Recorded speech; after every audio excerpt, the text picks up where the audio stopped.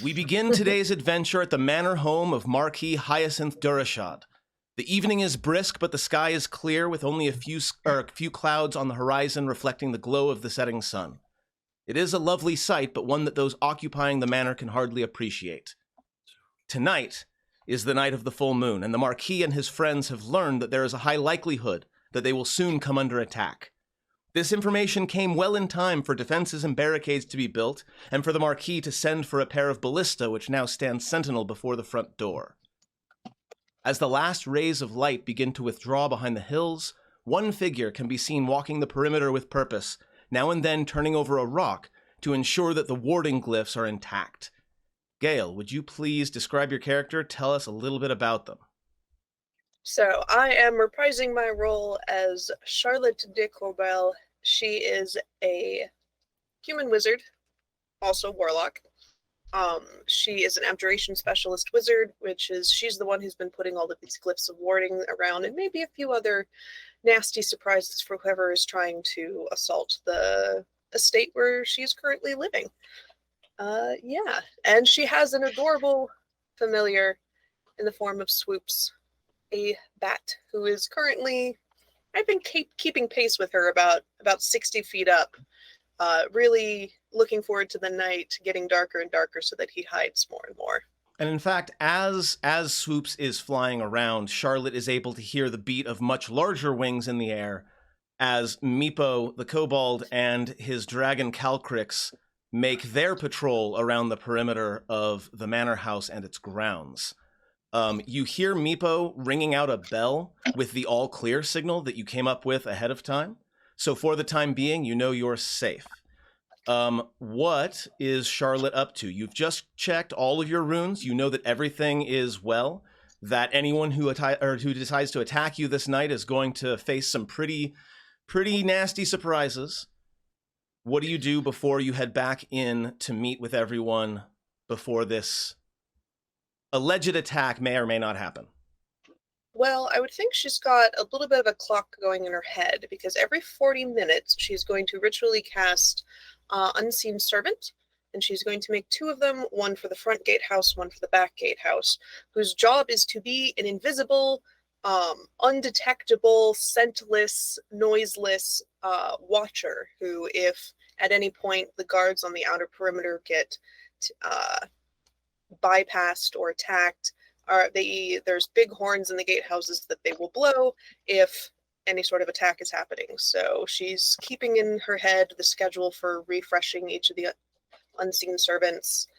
And yeah, she's I don't think anyone took me up on my offer for some mage armor, but she did before night really got going. Wherever we have squirreled away the young heir to the estate, the kid has mage armor on them. And just in case. For anyone who may be new to the stream, Charlotte has been with us since the Forge of Fury, and since it wasn't explicitly stated, is blind. Yes. She has a very tiny amount of, like, she can tell if a room is lit and where the light is coming from, but that's it. Other than that, she's for example, visually impaired. For example, she is able to tell that the sun is going down, not just by the temperature change, but because the ambient light level is going down, and she'll be able to at least detect that. Yeah, and so with that happening, she'll head back towards the estate proper. In a small barracks, a few dozen feet from the manor house, a company of mercenaries play dice to while away the time. The job should be simple enough. Protect the people of the manor and the property of the Marquis in that order.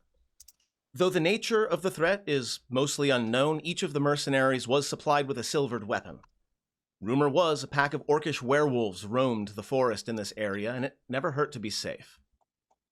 In the dimly lit barracks, 4 humans cluster around a table in the center of the room, intent on their game, while a hulking dragonborn paces the room restlessly. Jeff, would you please tell us a little bit about your character? Yes, today I'm not going to be playing my resident sorcerer. Today I'm going to be playing this fucking guy. The Dragonborn is very large, massive, extremely broad-shouldered. He doesn't wear most clothing except for wrist bracers of length around his waist, showing off gigantic piles of scars from many battles coming from a very rough wherever he's from. But perhaps most unsettling is the fact that the scales that he wears are all of a deep and unmistakable crimson. And your character's name, please.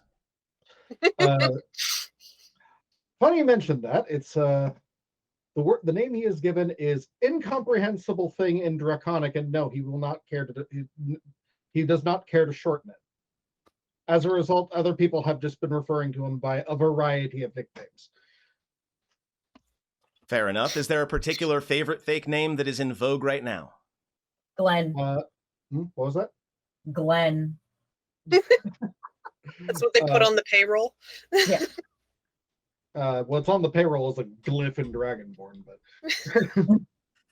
now, how is Glenn handling but to answer your question, Pyre, because one of his names sounds vaguely like Pyre. Pyre it is.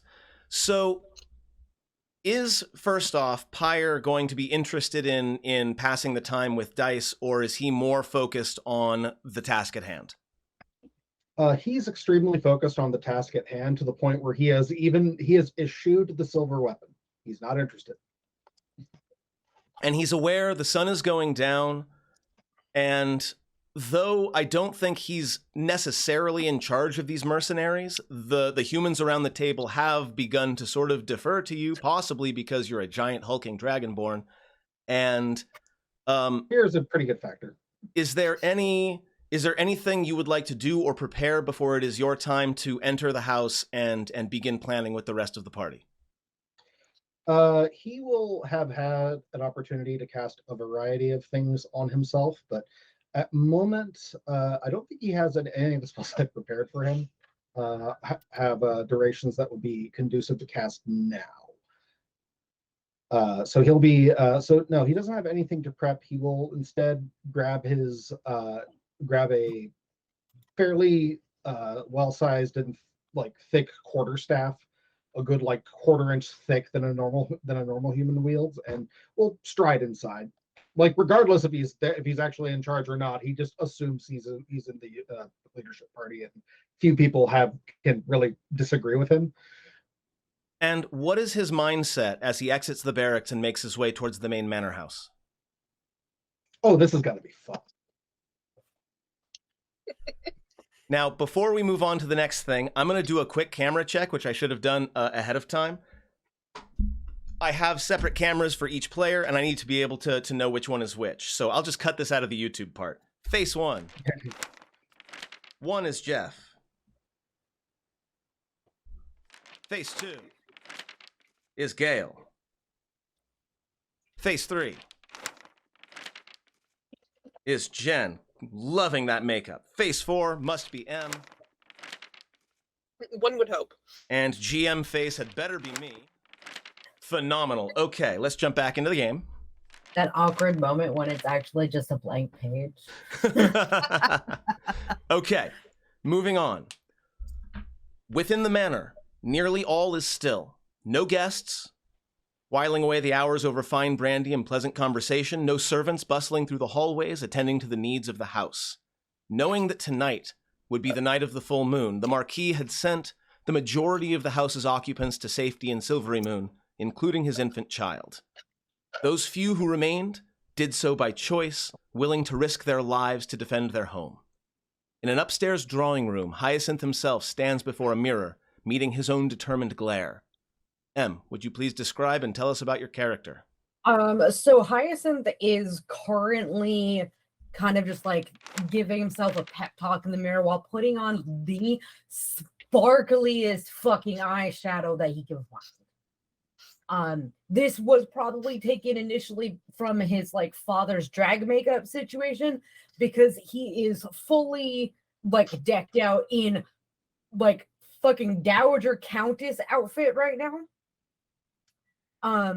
Mostly because it is way more comfortable for how fucking pregnant he is. His father's drag makeup. That is correct. His parents. His parents are very lavender marriage type people. And his mom was the butch in the relationship. Fair enough. Hyacinth being a trans masculine character is very much like embracing the femininity side, partially because he doesn't know if like what's happening is targeted at him directly, and a disguise is the quickest and easiest way to go. And my boy's a rogue. He knows what he's doing. But also, once again, tight leather pants are not conducive to pregnancy belly. So, the outfit itself has like leather armor on it in the protective areas, so there shouldn't be any damage to the baby in any parts. But the mistweave outfit over it is fully disguising the armor. So it does look like we are wearing the frilliest shit we could find. Very lacy, A+. As he finishes putting on the makeup, places like a good hat on, and is intending to direct what he can as he can in this entire manner before exiting out to meet the rest of the defenders that have remained. And in fact, we are going to be between Hyacinth's monetary spending as well as Charlotte's magic. There are a few interesting tweaks to mechanics that we're going to be talking about in a little bit, specifically for Hyacinth. That said, Hyacinth, what is Hyacinth's mindset coming into this? Like, how is he feeling about what may or may not happen tonight? Well, via various spy networks and such that Hyacinth has access to, we know a fair amount of what we believe is coming. We've heard rumors of werewolf orcs and potentially a werewolf half orcs. The possibility of there being some form of blighted plant things is just like the amount of that Hyacinth has already experienced in the Sunless Citadel in his previous time adventuring. It's like the rumors had it that like those two deities that control those things were working together, so like that's probably coming. He's been plotting this defense as he is a Borderlands lord of like the nation that houses Silvery Moon as its capital. He considers himself the first line defense for his nation, and so he shall be in tonight's encounters. Once the adventurers are gathered in the dining room, a small number of servants with grim expressions set out a simple meal of cold meats and cheeses that I assume nobody touches. The room is warm and well lit. One window is cracked to admit a breeze that smells of pine. As the servants depart, a gaunt, pale figure enters the room. His eyes, pale golden circles within fully black sclera, take in the room wearily. Jen, would you please tell us about your character and take your time? So, I am Clarion the Bard, and I used to be half-elven bard and father of the children, and now I'm a bit dead, but only a bit now. I did get to come back after being dead for quite a time, and I have come back changed. I have come back from spending an inordinate amount of time on my perception wandering out in the unlands, and since I have come back, I have had to kind of relearn a few things. as I am standing there, people would notice that I have to seem to remember to breathe. And I seem to only be doing it to make other people comfortable. Or to refill the lungs after you're done talking. Or to refill the lungs, yes. I don't make the horrible gasping sound that I did when I first came back. And I had to do it at the beginning of every phrase. I have managed to remember my bardic breath control, and I have been working very hard on remembering all of my bardic things and taking my new experiences into them. So I come upon this fight in many ways as my first real fight since I was an adventurer, because Clarion was an adventurer until he took a roper to the head. So Nice. Walking off. I am now. I mean, technically I did right after that too, thanks to a whistle, but didn't It's go okay. out so well. So I have my loot out. It is my lady. She has been returned to me after being very well taken care of and being played.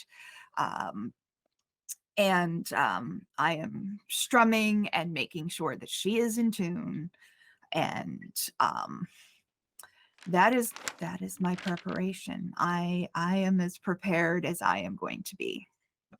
Now, Clarion's music was extremely joyful when he was alive. It was light, it was uplifting, except for when it was occasionally being used to accidentally damage teammates. And now I imagine there's a bit of a change in the tenor of his music. Can you tell us a little bit about how Clarion's music specifically has changed and how he plays my lady a little bit differently than he did when he was alive? So one of the things that somebody who is musically inclined would notice is that he has restrung my lady to work in a different tonal.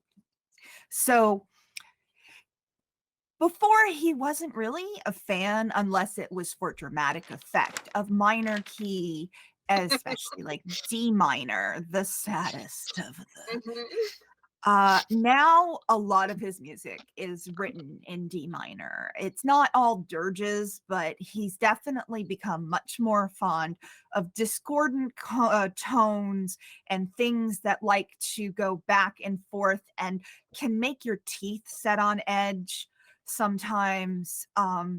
If you think about Bach and the way that Bach uses the tones, the multi chords, to make those discordant sounds, but they somehow work together.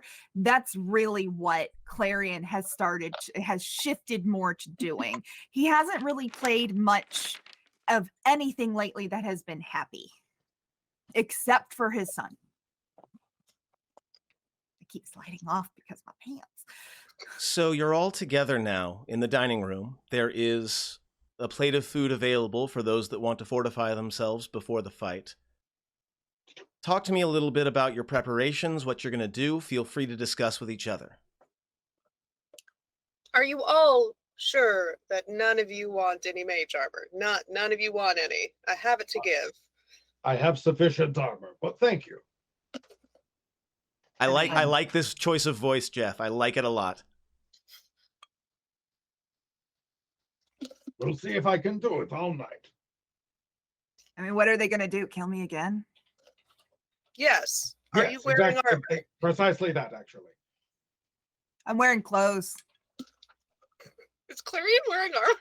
So Well, as Well, he's it's more than what I have. as So. I mean, as he's sort of adjusting his clothing, there are a pair of exquisitely like wrought bracers on his arms, which I believe will override mage armor. Oh yeah, the bracers of defense. Yes, I had forgotten that. I had Oh, gotten it. You know, let me look it up. Although it might be a +2 versus a +3, so it might actually be worth it. It's a +2 bonus to AC if you are wearing no armor and using no shield. Yes, so it will stack together because it's Will not it changing the base calculation. Mage armor changes the base calculation. The braces just give you a +2. I'm not going to be a stickler for wording here. I'm going to say that mage armor has the word armor in the name of the spell, but I'm not going to be a stickler. I'll allow it. I'll go How ahead. does it apply? I will go ahead. Actually, I believe that I can put it on you. you can put it on. Yeah, no problem. It should theoretically, assuming Fantasy Grounds works properly, you should be able to see that +3. So yeah, he just goes, I mean, if it makes you feel better, sure. Yeah, It would mage make army. sense. I mean, Yes, Father so should be Charlotte. well protected to ensure that they can kill as many enemies as possible. So yeah, Charlotte goes and actually like touches whatever drink Clarion is currently drinking out of, and like pulls like a single drop out of it, and then kind of pushes it onto him, and this translucent, almost looks like panes of glass, just like form around you, and like they don't weigh anything. It doesn't slow you down at all. But if like the light catches it right, you can tell that he is now armored with magic. I do like your style, friend Charlotte. It's form and function and all that. I'm not much of one for the aesthetics. Well, yes. You're incorrect. Okay. So yeah, we're all set unless anybody's got anything else to set up. We've got people watching, fighting. I do have a question for the hosts. Yes. We are fighting many dangerous things. And we are in your lovely home. I simply have to ask, for the sake of my own actions, how adverse are we to fire? I'm not against fire, especially if there are plants involved. Plants? although do try to not set Of the course, actual I will. house on fire if you can. It would be excellent if the house didn't burn down. But I expect, with my personal luck, there to be a number of plants that are specifically coming to get me. Very well. I will wish we- endeavor to minimize the risk of damage, but I am my father's child. I don't know your dad, so fair. Tapping the. To just be tapping fair, the we red are all button. our father's children. Yeah. in I'm some more form my or another. grandmother's granddaughter. I take after her a lot. The window kind of like opens a little bit more as the breeze picks up a bit. A servant probably sort of hustles over to close the window. The wind outside is becoming a bit more pronounced. I thought you said all the servants have been sent away. There's a couple here that decided to stay. Overall, I will not dissuade those who wish to fight of their own volition. I'm not going to ask them to stay, and I'm not going to demand that they stay, but if they choose to, it is their choice and right, and they will get paid for it. It would be also dishonorable to take someone who wishes to defend their home and force them away. I agree. Well, unless if they're a child, Yeah. in which case they're not a person yet, so. So Not in the eyes of the Lord. This Lord. The child will survive. Gale, you said that you have unseen servants keeping watch. Yes. What sound is it that they make when the alarm is raised, apropos of absolutely nothing? They blow the alert horns in the gatehouses, either the back gatehouse or the front gatehouse. So, as the moon begins to rise over the hills and becomes more visible, bathing the entire grounds of the manor house in pale light. First, you hear the bell. You hear Meepo's bell ringing the warning. And as he does, the unseen servants begin to take up the call as well, with a signal that says the enemies are coming from the east, which is where the front door points. Do Well, we get to look at the map too, or? Yes. I'm going to go ahead and share the map, and I'm going to put you all down, and I'm going to let you move around as much as you want. How quickly am I going to screw up and accidentally knock this map out because it's been over a month since I've played? Probably very soon. Oh, you may have to share it again because what I have. Oh, wait, no, here it is. It's loading. I yeah, was worried. it's a big map. It is a map. big map. Yes, This and is by the auto- way, Shout out. big shout out to DMDM Studios at DMDM Studios on Twitter, who provided this map on my commission. It is excellent, and I am so looking forward to using it tonight. Ooh, So- we got a reward from Chris. Yes. The front door is basically where we have all of these battlements, correct? Yes. And if you look closely, you can see the two ballista that Yeah, I are see where the currently archers are. manned and on those battlements. So they're coming down this path. Can I get As- swoops on the map, please? Sure. And in fact, Swoops is under characters, right? Yeah. Yeah, I have a page for him where I track shit. Let's see. Swoops. I'm looking for the picture, but I'm not finding it. Should I roll him his initiative? Maybe that'll put him. No, I see Swoops. I just don't have a picture for him for some His, reason. his image has disappeared. Let me see if I can hold on. I'm gonna see if I can find him.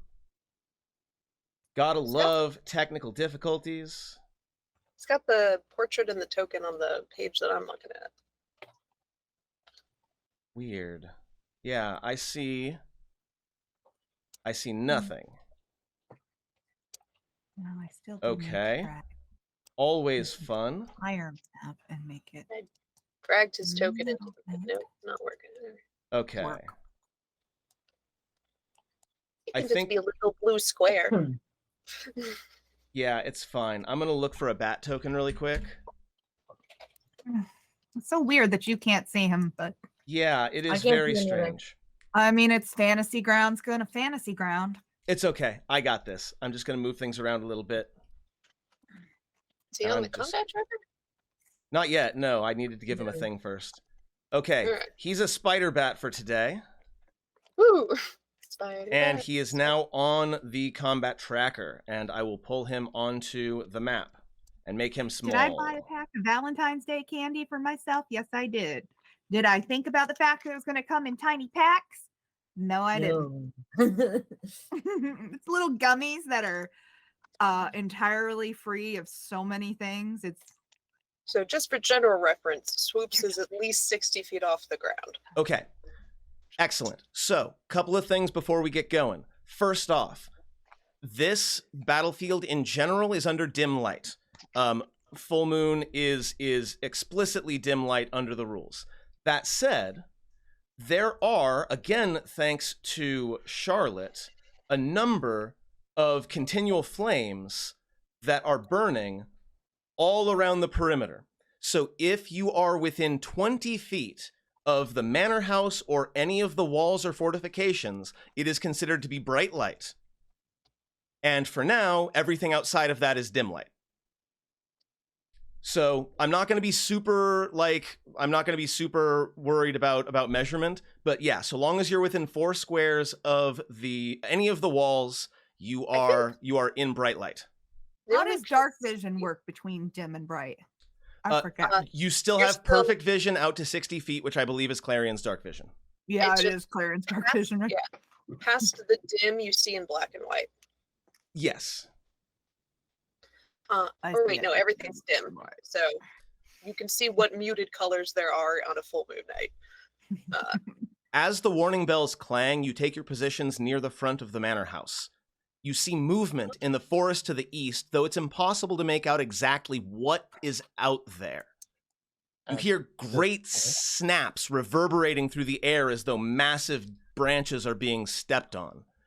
I have an action. What's your action? I'm going to be casting Fire Shield on myself and activating Shillelagh. Phenomenal. Anybody else have any last second casts or anything they want to do before initiative happens?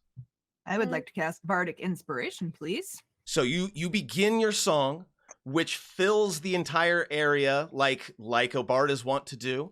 And who are you sending your Bardic Inspiration to? I forget. So I send it to one creature, right? Correct. So I am going to send Bardic Inspiration first to Pyre, since he has taken Pyre, you get a D10. front and center. Cool. I will also be taking the green loincloth he's been wearing. He will like pull it aside and then wrap it around his shoulders, and it will just cover his entire body in what looks like a ghillie suit. Just looks like greenery. Do need Nice. Charlotte's going to spend an action to put mage armor on herself with her free cast through her warlock's armor of shadows. And unlike the armor she put on Clarion, this one looks like just a writhing mass of shadows moving all over her body. It is my intent to also like actually move toward toward the where the perimeter is and just like hide in the greenery. So I'm gonna pause you there. As you are beginning to make your way forward toward the bushes, you hear a low whistling sound in the air, and you're able to spring back as a boulder lands directly on the fountain that is in front of the battlements, absolutely shattering it and sending jets of water spraying up into the air. So I'm gonna say you get to about here when that happens, and yes, hiding is just fine. Cool. After a few moments, several trees detach from the edge of the clearing and begin marching steadily toward the manor. Though the clouds are beginning to gather overhead, it is still easy in the bright moonlight to see the black stain of the blight. It covers trunks and branches like veins in marble. At the beginning of each of your turns, I would like you to roll a nature check with advantage, because I know for a fact that Hyacinth was expecting plant creatures and would have made a specific study. So go ahead and roll initiative, and this is going to happen on your turn, Jeff. At the beginning of your turn, you will be rolling this check. Okay. All right. Who's taking the advantage that we got from Kistrol for this? Good question. I can take it. Initiative. Hyacinth's taking it. I'm taking the advantage. Damn. Oh, wow. Sorry. Trying to. Yeah. Hey. 29. Yeah, that's really nice. I rolled kind of low, but have a nice bonus. Do we get the little nat 20 sound? Oh, was there a natural 20? I rolled a nat 20 Yeah. on my list. He was ready. I'm ready, and I Absolutely, I don't yes. have access to like the hatred feature for plants, but I want it anyway. Now, before we start the first round, a couple of notes on mechanics. We're pulling a little bit of a switcheroo because we have a wealthy noble and several spellcasters who had lots of time to prepare.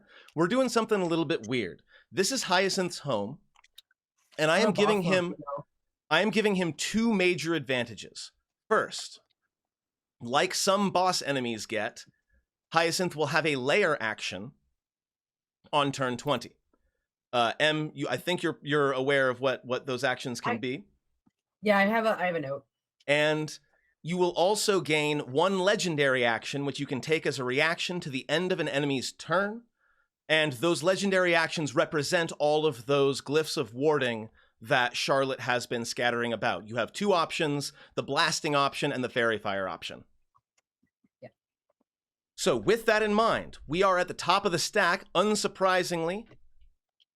Hyacinth, your home is under siege by giant plants, and we all know how you feel about them. What do you do? Well, they are in the process of coming out of the forest, it looks like to me. Go ahead and start with your nature check with advantage, please. Yes. I thought that was just the druid. No, that's all of you. We all knew about the plants. Well, yeah, they're horrible monsters. I hate them. It's why I'm a vegetarian. I know jack shit. So with an 8, these are almost certainly Trents. Although Trents are generally considered to be good in alignment, again, these have clearly been struck by the blight, and you have faced this before. Okay. I'm doing some measuring things. I don't want to move. I don't know how to make it stop. It's fine. I can always just hit the X button.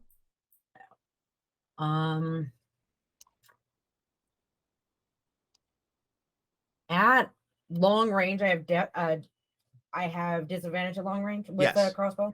Yes. Okay. Well, I will take a shot at unidentified creature number 3. Okay.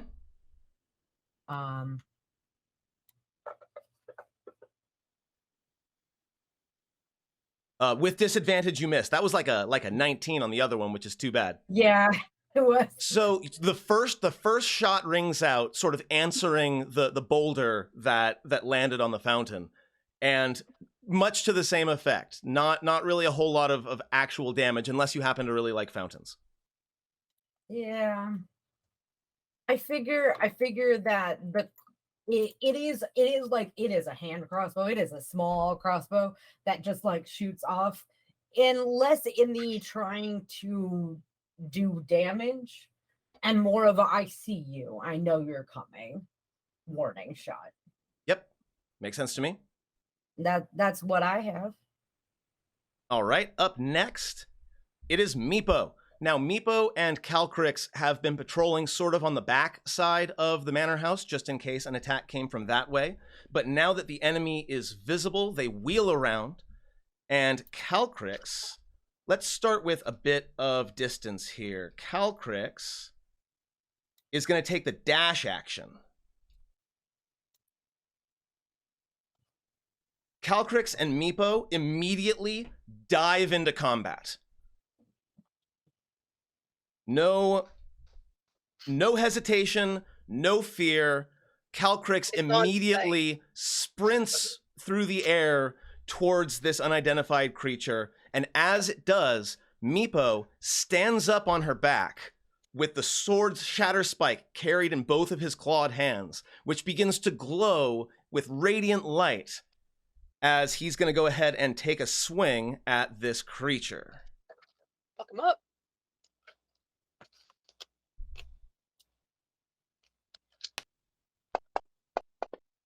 He will absolutely hit. Absolutely hit. And we're going to go ahead and expend a level 1 spell slot for some smite action, I think. Fuck it up. Which is good, because that was minimum damage. That was number 4, right? Right. Yes. As a bonus action, since he used smite, Meepo, being a glory paladin, will go ahead and give himself some temporary hit points. Yeah. Actually, no. He's going to go ahead and give Calcrix some temporary hit points. I think he needs some more. I am No, going Meepo's to like that. That's fair. remind myself how this works. So he's using a channel divinity, and 2d8 plus your level in the class. So he will drop 17 temporary hit points on Calcrix.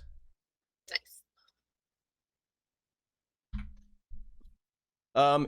He gets a second attack.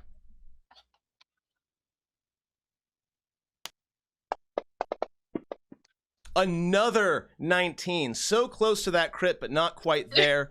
We're not going to spend another spell slot this time. We know we've got a long way to go. So he'll deal 2 solid chopping attacks, but of course it's like using a hatchet against a literal tree, or like using a sword against a literal tree. So not a whole lot of visible damage, but let's go ahead and move on. This archer, you attacked Hyacinth number 3, right? Yeah, I attacked the third one. Okay, so with disadvantage, this archer will go ahead and attack the same one. And will hit. Plug it up.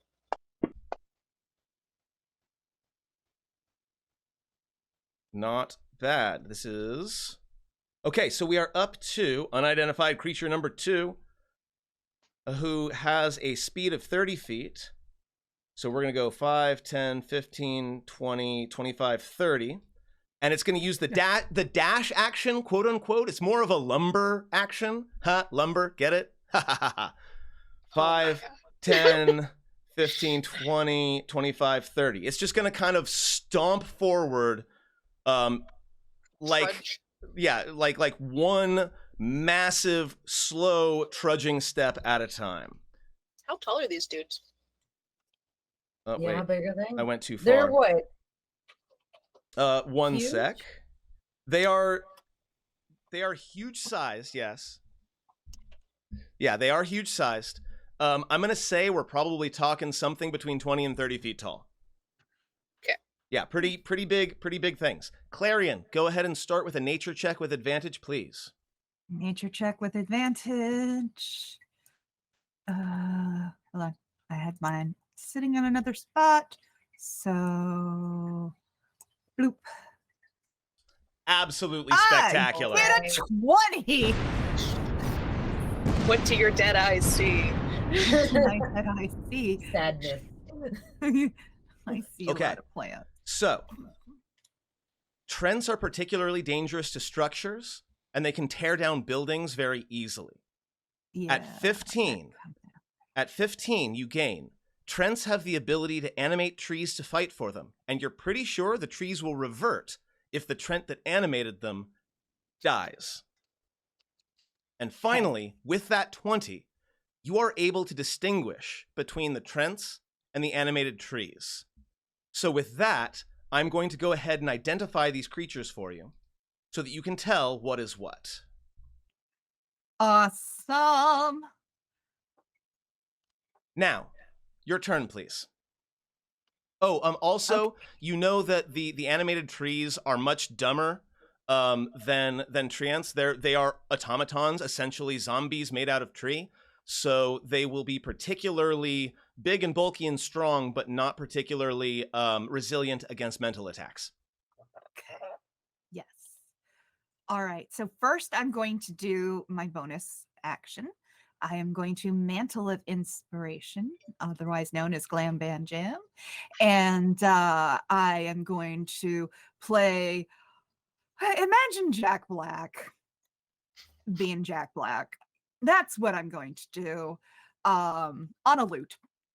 And therefore, up to 5 of my wonderful friends is going to get 11 temporary hit points. So, Charlotte, you, Pyre, you, my lovely Hyacinth, you, Is this the thing where we have to be able to see you to get the temp HP? oh, is that? Do they have to? Yes, that is a part of And it. I can see you. I am so sorry, Charlotte. You get screwed again. We have had this conversation, I seem We to have recall. had this conversation in the past. So The not archers. Charlotte. So The archers. yeah. So I guess let's give the archers the last 2. So that they've got some extra. Done and done. HP. And Okay. everyone gets to move up to their speed as a reaction if you wish. So go ahead and make that happen if you want. The archers are not going to be moving. Jen, go ahead and continue your turn. All right. So my All right. next plan is actually to I'm going to look at animated tree number 1. And I'm going to cast Enemies Abound. What is the range on enemies abound? Range is going to be a big issue. 120 feet. All Is right. that too far? Let's find out. Yeah, it's hard for me to tell on this particular map because Yes. I can't even see the crosses. 120 feet is enough to reach the closest treant, but it's Animated not tree or animated too. tree, but it's not quite enough. It looks like it's 145 feet. So if you want to Okay. move a little bit forward, though, you can get in that range. If you get yourself 25 feet forward, you should be able to reach that. Yeah. Do I want to get out of that area? Given how enemies abound works, it would be a good plan to have someone right in the middle of the enemies. Yeah. So I guess now, how does this count going around this thing? Do I have to go We're down the around, or are you backpack. gonna let me do just straight? If you're gonna jump down off the battlements, I'm gonna make you do a fairly trivial athletics check just for the potential of embarrassment. Fuck yeah. So go ahead and I'll make do an that athletics check I'll do an athletics check. as you kind of Athletics vault or over. acrobatics? Acrobatics is just fine as well. I will totally do acrobatics. Do a flip. Oh man, yeah. So not only do you land, but you land like with style. Now, are we talking about like a nice light like flipping landing, or are we talking full superhero landing with the loot still at hand? Oh, full superhero landing with the flute or with the loot still at hand. So I guess 25 would be right here. Right there, Well, right? Didn't you also get the additional? Do you not get the movement thing from your mantle? No, I do not. Okay. I am inspiring everyone else, but I do not get the mantle myself. Okay. Animated tree 1. Can you force the will save by dropping it on the I was going to. I just have to get back to my. all good. I keep closing my character sheets too. Okay, so enemies abound. So I do cast on animated tree number 1. It absolutely fails. Absolutely fails at saving throw. It tried to make a 20, but it didn't. Mhm. I'm going to go ahead and read out the description of enemies abound since it has not been used on this stream before. You reach into the mind, of one creature. Sorry, I put my map over it. I'm also keep moving things around. It's That a you can big see. map. You reach into the mind of one creature you can see and force it to make an intelligence saving throw. A creature automatically succeeds if it's immune to being frightened. I'm just going to check the tree really quick. It does not say that it is immune to being frightened. Awesome. On a failed save, the target loses the ability to distinguish friend from foe regarding all creatures it can see as enemies until the spell ends. Each time the target takes damage, it can repeat the saving throw, ending this effect on itself on a success. And it must choose a target at random from the creatures that are within attack range, which is basically just folks around there. Which is why I wanted to choose. I'm going to That take one. animated tree number 1, and I am going to label it as neutral for the time being until it makes it save. Anything else, Clarion? I don't think so, because with as the bard, I cannot make more than one action. It's not like my other characters where I'm like, Pyre. so You are currently hidden, unseen among the bushes in front of the manor house. What do you do? First off, make me a stealth check really quick. Well, I also need to make my nature check first. Oh, and that too. Yes. Nature check. I'll take the 19. Unfortunately, a 25 isn't going to get you any more than the 20 did. But given the fact that they didn't communicate the information, I can now operate with it in character. I will also, with a 25, go ahead and give you a +2 bonus to your next attack against one of these creatures. As for my stealth, it's a 12. Fortunately, these things aren't particularly what's it? Intelligent. Yeah, they Smart. they don't see things very well. Perceptive. Perceptive, that's the word I was looking for. What else you got, Jeff? Getting closer again. I'm moving in at half speed so I don't break my stealth. Yep. I'm just gonna I mean, to measure be my... fair, they don't have ears unless they were giant corn monsters. All right, cool. Then in that case, my action will be to cast the spell Flaming Sphere. Huh? Fuck them up. Another new one for the stream. Flaming This is Sphere. my first. All right. First off is, the Flaming Sphere is a 5-foot diameter sphere of fire that appears in an unoccupied space of my choice within range and lasts for the duration. Any creature that ends its turn within 5 feet of the sphere must make a dexterity saving throw. If the creature takes 2d6 fire damage on a failed save or half as much on a successful one. As a bonus action, I can move the sphere up to 30 feet, and if I ram the sphere into a creature, that creature must make the saving throw against the sphere's damage, and the sphere stops moving this turn. Now the question is, do I have some sort of fireball? I do. I'm just going to put a tiny fire elemental on here to represent that 5-foot Right. ball, which I assume you're Cool. spending a bonus action to ram the tree with Well, it does say unoccupied space, but it also says within 5 feet. So Yeah.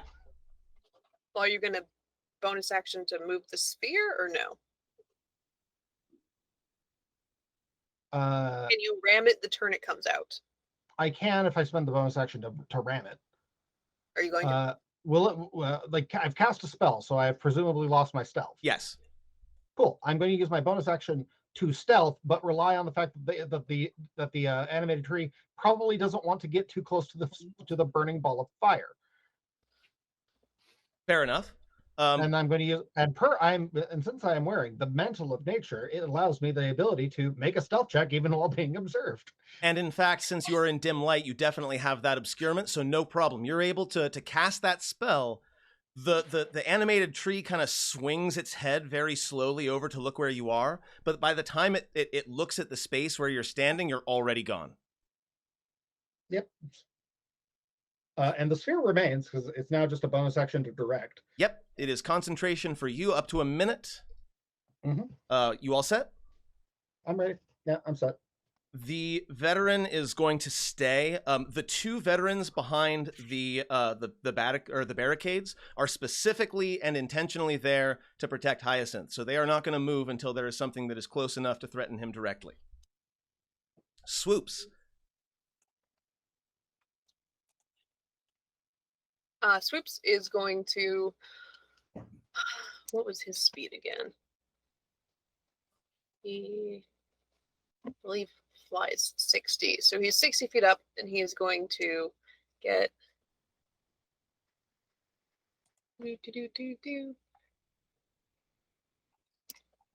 60 feet closer, and be relaying telepathically the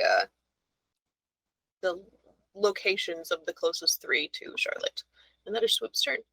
Swoop's range on blind sense is 60-foot blind sight. perfect. So that's enough to take in the 3 just by eyeballing. No problem. Okay. These treants do not consider the forest to be difficult terrain. So we're going to say 5, 10, 15, 20, 25, 30.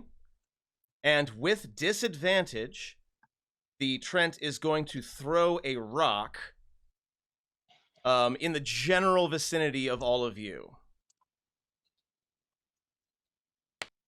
I'm just going to roll it.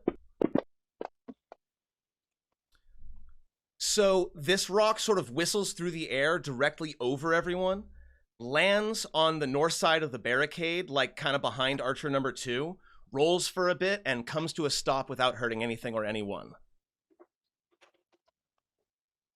Animated Tree 1 gets to choose its target randomly. This was Clarion's idea, so would you be so kind as to roll me a d6, Jen? Yes. Excellent. It moves directly north and is going to take attack on Trent number 1. Exactly the one I wanted. Oh, that. Yeah. It hits. Absolutely hits. for Fuck 'em up. almost Oh! max damage. Oh, Nice. here comes the ant with the steel chair. And yes, the Trent kind of looks over at it, and there's like a almost a standoff kind of thing, and we'll see what happens there in a second. This archer is going to go ahead and take an attack without a disadvantage because animated tree number 2 is now close enough, but is not able to penetrate the bark, as it were. Actually, did the archers get multi-attack? Let's find out. The archer does get multi-attack, so we're going to go ahead and take a second shot Hell there. yeah. Hell Should have remembered that for last time as well. Boom. That one hits. Hell yeah.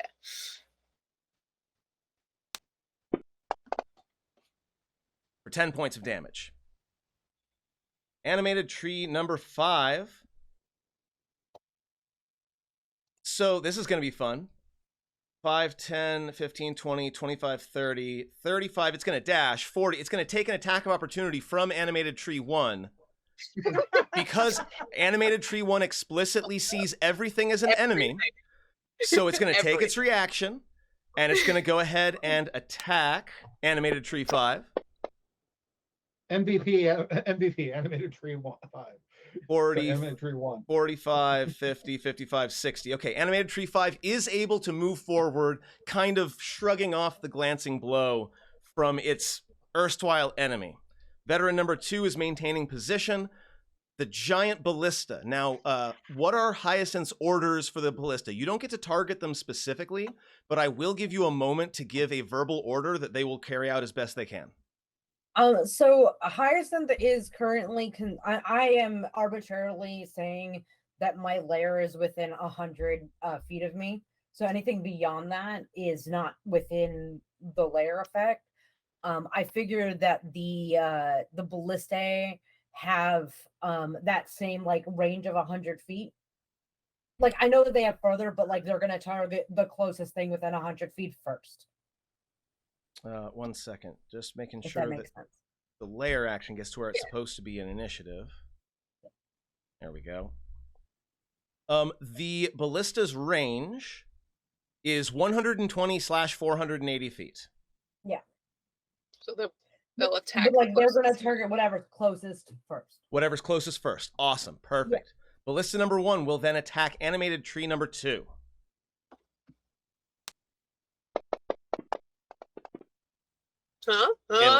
It'll hit. So this massive, gleaming, like essentially crossbow bolt, except about 100 times as big or more, sails out into the night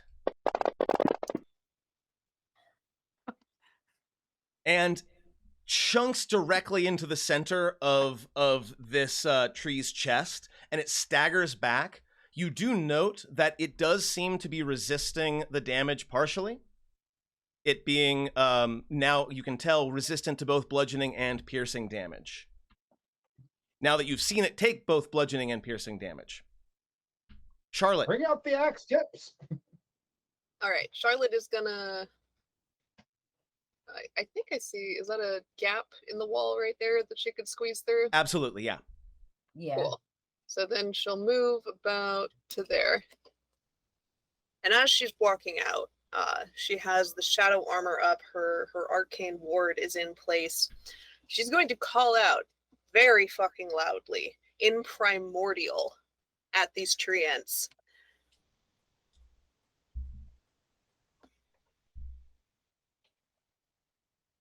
Your bark is disgusting. Your animated trees are horrendous, and you have made a mistake tonight. I And honest to she's- God thought you were going to say your bark is worse than your bite. No, just Oh, calling out if them they were in dogs. primordial, which most animated things, elemental things, whatever, she's assuming that they speak it. Mm-hmm. Because, yeah. Although, should I make the nature check as well at the beginning of my turn? There isn't anything new that you can learn from it, but go ahead and make it anyway to determine which is which without having to be told. You do get advantage, although I don't think you're going to beat that. I mean, So yeah. you are also able to tell apart the animated like trees from the actual tree ants that have their own will, such as it is. You know about the blight, but yeah. I know about the blight, but like Charlotte can sense magic in a bit, kind of like the different vibrations. She can tell if a thing is animated versus the thing is like a source of magic. So yeah, she's gonna get there and she's gonna do. Would you say that these two animated trees are within 5 feet of each other? Yes. Or There is okay, there is 1 5-foot square between them, so I'll give it to you.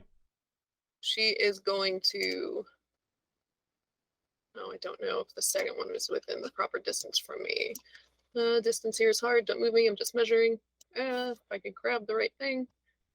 Now, okay.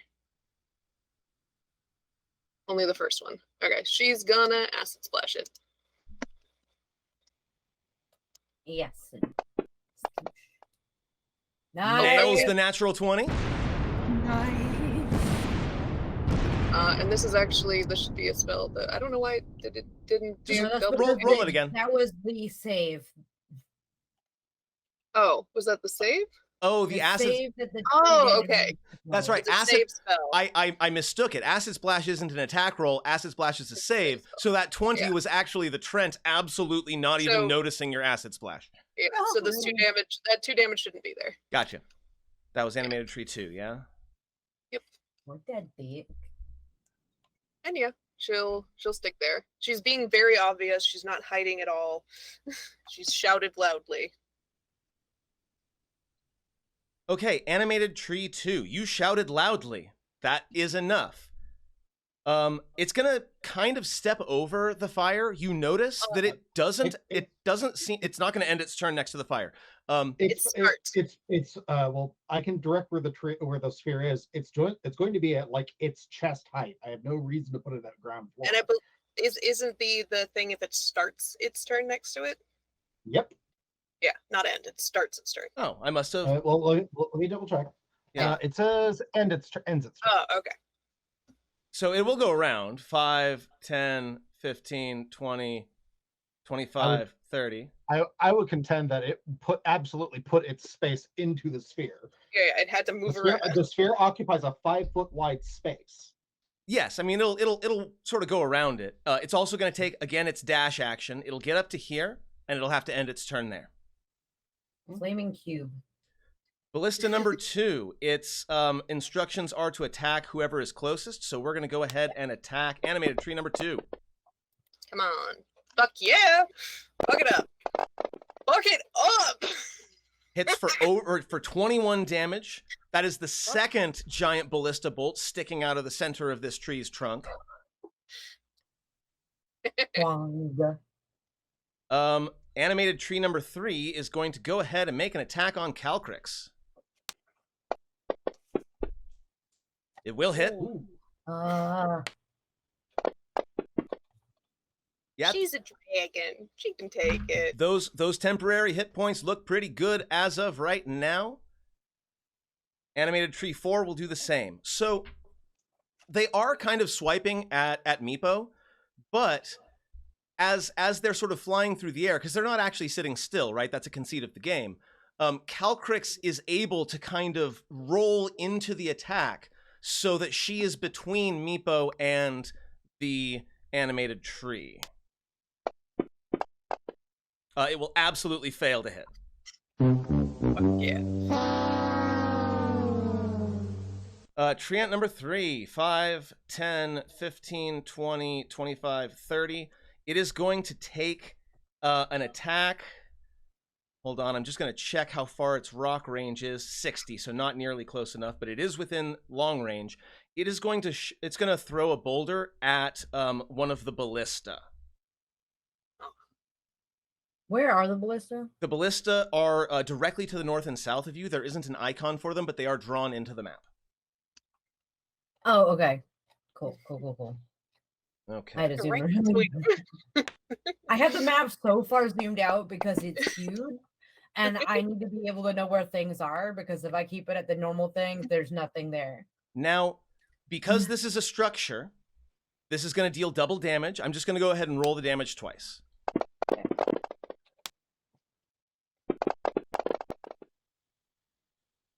So with one boulder, the second ballista, the ballista to the south, is smashed to bits, and veteran number 2 has to dive out of the way to keep from becoming collateral damage in the collision with this boulder.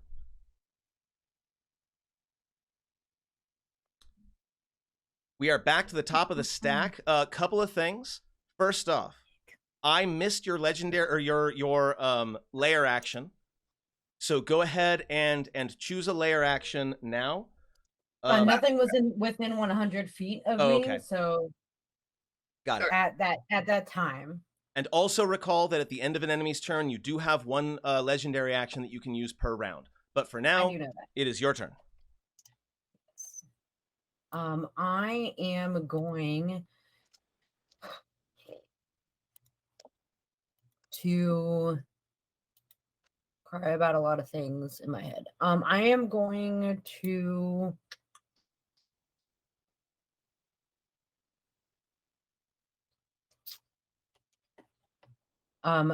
fire my hand crossbow at animated tree number 2. Okay. Very nice.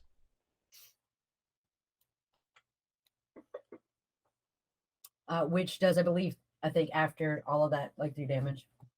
It's about right. Fun fact, guys. I didn't update the weapons or anything on Hyacinth sheet, so I have no magical damage at all.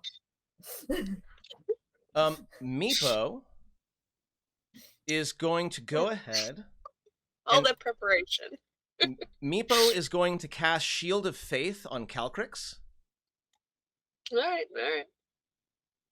And Calcrix is going to turn around and wheel away from these 2 animated trees, so they will each get an attack of opportunity.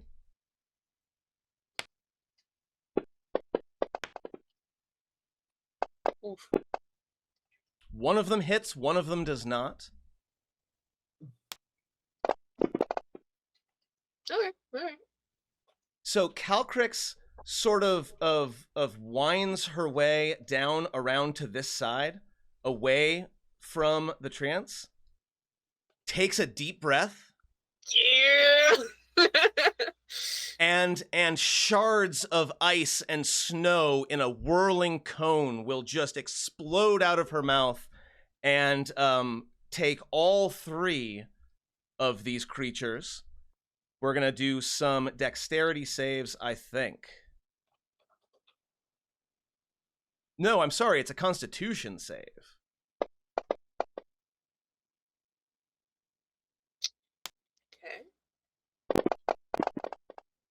So the first one succeeds, takes half damage. The full Trent. Animated tree number 3 also succeeds on the throw.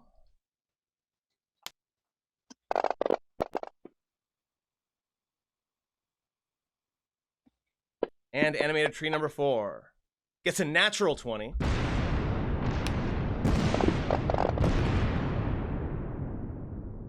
However, Still took a lot of damage. All 3 of them do a very significant amount of damage, and Calcrix will spend the rest of her movement vertically. So Calcrix will after like sort of dive in towards the trance, make her breath attack, and then immediately pull up so that she ends up approximately over here, but about 30 feet in the air, because she had plenty of fly speed left to pull that off. Hyacinth, you get a lair action. I do. I was not entirely sure how my Vengeance of the Wife action works. Is that a 2 hit? Yes, we have not talked about lore yet, because lore is of course one of your player characters. I didn't want to have 2 in there. We have decided that lore is going to be an environmental effect and one of the legendary actions. So all you have to do is tell me who lore is attacking, and I will take it from there. Okay. Lore's normal to hit is a +4. Yes. It will be hitting animated tree number 2. So tell me a little bit about this, because lore sort of just appears, yes? And give me a small description while I'm doing this. Of what? Of lore. Showing up? Yeah. Okay, so it's let me see if I still have her on my things. I don't. She is a relatively dark-skinned elf with like ombre hair in the reds and yellows. And her weapon is a very large great sword that is glowing slightly black. And she gets 2 attacks, yes? Does she has bonus attack? Nope. No. Okay, so she'll take her attack, unfortunately miss, and immediately vanish again. So she like teleports in like Nightcrawler, takes a swing, is unable to deal Mid-swing. significant damage, fades away. Teleports in mid-swing. Teleports out as the swing ends. Still getting that teleporting thing down to a science. She ain't a person from Fuck here. yeah, Archer. Hey, they get 2 attacks. The archer will take its second attack. Thank you for reminding me. I will forget that. Takes 2 attacks on the animated tree. This archer can't... Oh, I was about to say cannot miss, and then she goes ahead and misses. So that's not a thing. We are up to Trent number 2. Is going to spend a bonus action. Animated tree number 1 will wilt and return to an inanimate state. All right. So all right. essentially, animated tree number 1 is off the combat. There's It now, It's now a regular tree. and now there's just a tree there. Yes, just one more tree. 5, 10. That was a bonus action. With a few ballista bolts in it, but No, that was the one that had gone crazy and attacked the ones around it. Yeah, that was the one. No, the one with the ballista bolts is animated tree number 2. oh, okay. It's getting up in Charlotte's face. Ooh, okay. Ooh. So that Oh no. this I don't like this that rock is actually being aimed at the building to the north of the central like fountain area. That is the barracks that the company and Pyre were in. Staying in. I'm gonna roll this, but Does I don't. the tree have that range? It does, in fact, yes. I thought it only had 60 feet. Oh, I think you're right. I think I might have needed to take disadvantage on that. Hold on. If it's treant too, yeah. Okay, I'm gonna roll that again because you're right. I should have had disadvantage on that. Okay. It's not exactly like the building can dodge, No, not really. but it's not a critical. That's true. So I'm gonna go ahead and roll that damage, and I'm gonna roll it twice because it deals bonus damage to buildings for 60 damage. So not enough to like bring the building down, but there is now a significant hole in the building. And a boulder in the And a building. boulder within the building, probably cards scattered everywhere. My luggage.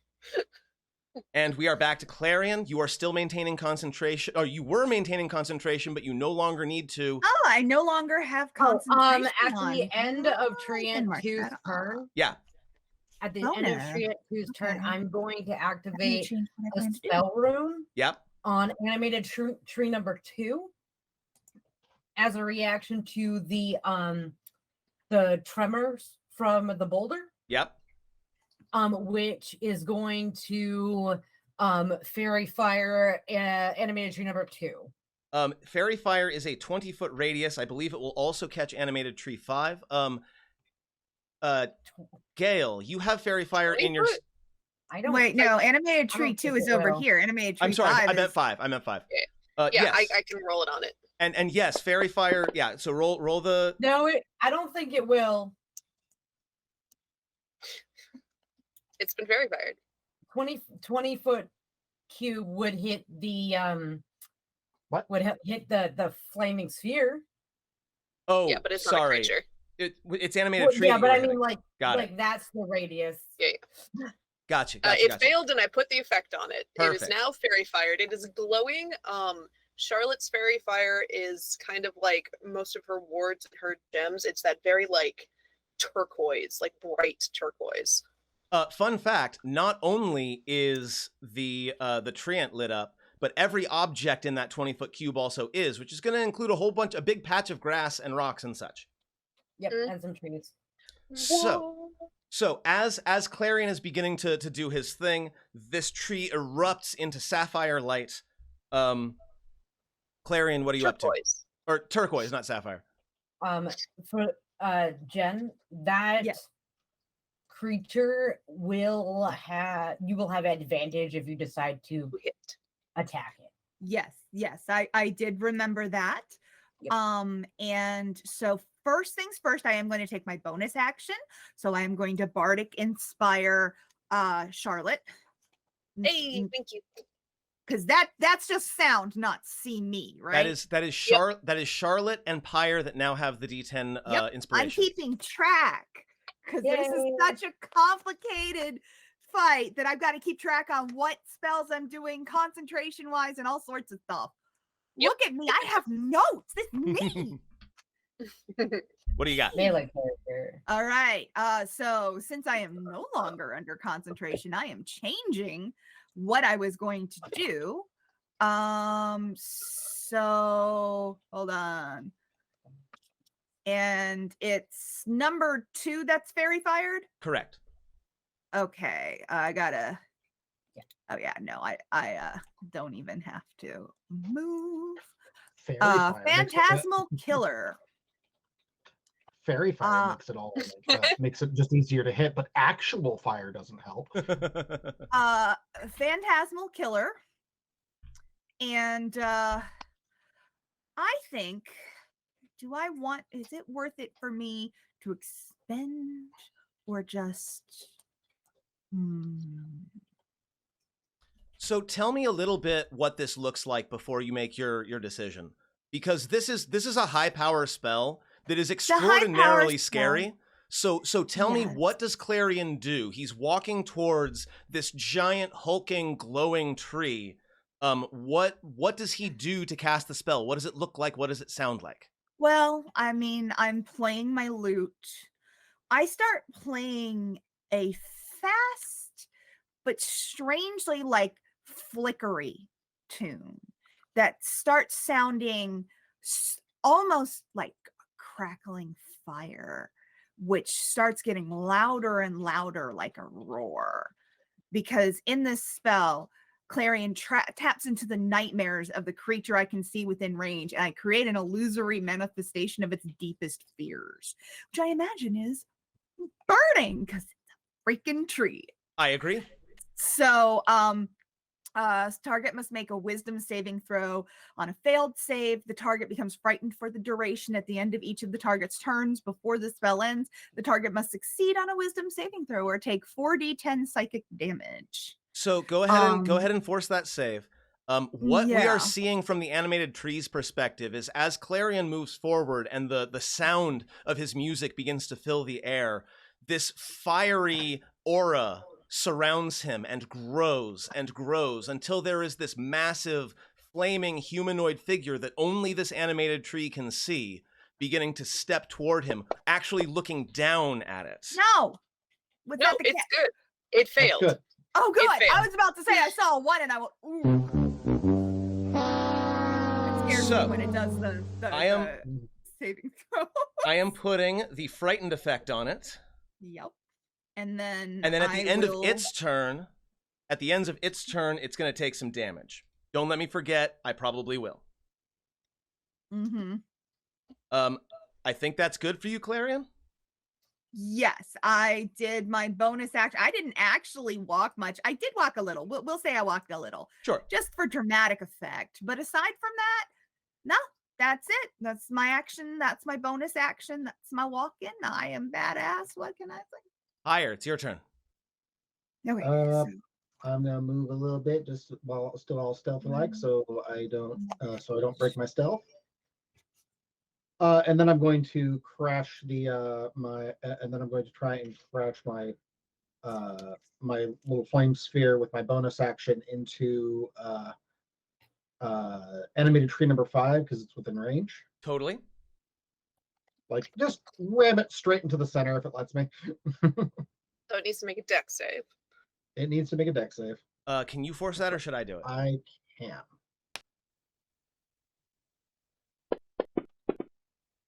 Absolutely does not make it. This bowling ball of fire that's hovering in the air crashes into the tree, dealing some damage, I imagine. Oh yes, it does. Just the more dangerous part is that this damage just stays around and gets worse.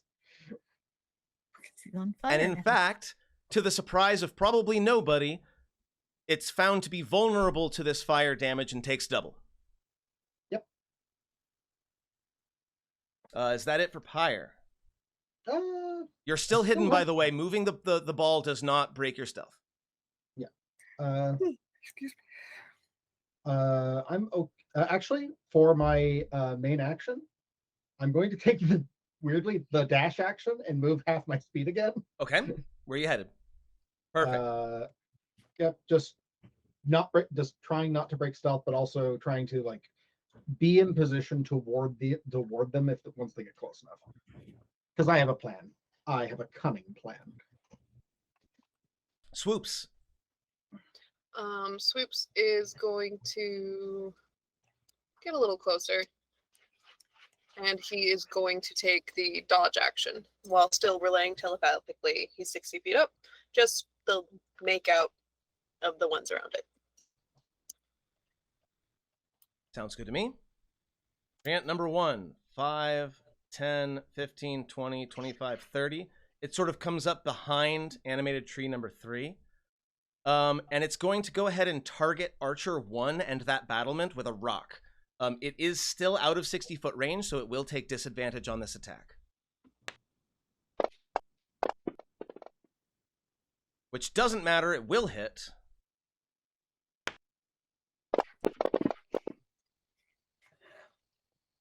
So those temporary hit points, very, very nice. I'm also rolling the double damage so that it deals to the structure. 47 points of damage to the structure. The battlement is smashed to the ground, but this archer is able to sort of dive out of the way as the boulder is coming, gets clipped, and in fact the mantle of glory that was provided by Clarion also sort of deflects the rock just enough to keep it from being a lethal strike. And Archer 1 sort of rolls behind this bush and comes up into a ready position with the bow already knocked. Speaking of Archer 1. Come on. Advantage to hit animated tree too. Come on. And Fuck with that advantage... Fuck it up! Sorry. Getting very Oh, excited. these are much easier to hit with an outline. Does miss on the second shot, but the first one absolutely flies true. Sort of sticks right next to the eye. Or the knot that looks like an eye. In this tree. Animated tree number 5. Ooh, it's a little pinned in. I'm gonna make a perception check. Your stealth was 19, right? Yeah. My stealth was my last stealth was 12. That was one of my first ones. I'm trying to find my other one. I don't think it sees you. Probably not. Okay, Not with a fair 12. Yeah. Now, can it move through the square? I guess it can't really move through the square. That's the idea. 5. Because if he moves through the square, it kind of by default bashes through it. My last stealth check was a 19. Gotcha. 30. And since the animated trees are not smart enough to throw rocks, we're just going to go 5. So it did go down and around. 10, 15, 20, 25, 30. Come on. There is one ballista left. It is going to continue to take the same action that it's said it was going to do, this time with advantage. Get that 20. No 20, but definitely hits. Definitely hits. Fuck it up. Fuck it the fuck up. Yeah, this tree is starting to really reel and sort of take steps back. In addition to all this damage that it's taking, its eyes, quote unquote, are not focused on the attacks that are coming toward it. Its eyes are focused on the giant flaming like avatar of Clarion that only it can see. Animated tree 2 because I cast that on tree ant too. What's Okay. that? You said it was. Oh, right. Wait. I think you applied the effect and the intent to the wrong tree. I may have done so. That's actually not a big deal, though, because it hasn't really had a chance to take its action or anything yet, right? So that's not a big deal. I'm just going to make that correction. You said it was tree ant number I was 2. attacking the tree ant. Yeah. All Yeah. good. No problem. So do either tree ants or animated trees count as elementals? She got the 20 nature check before. No, they are plants. Wait. Plants. Okay, cool. Yeah, they are plants. Both of them are plants. Yes. Gotcha. Are the tree ants fey at all or just plants? I mean, I think they have fey origins, but from a mechanical perspective, they're just plants. They don't count as a fey. Okay, Right. cool. Just making sure for, spell purposes. Boop, boop, boop, boop. Yeah, let's do. Charlotte whips out her wand, the one she got from Calder, and goes, plants for plants, and casts Entangle on these two in front of her. That is a what radius circle? It is a 20-foot square starting at a point within range, and the range So is up to annoying. 90, so I can put it in the middle to catch both of them. Okay, hold on. We'll remove the circle. It's a square. That's fine. Yeah, it'll catch both of them. So make them do the saves.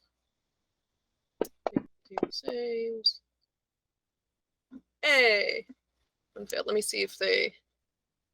So So it looks be like restrained. So, animated tree number 5 needs to be restrained.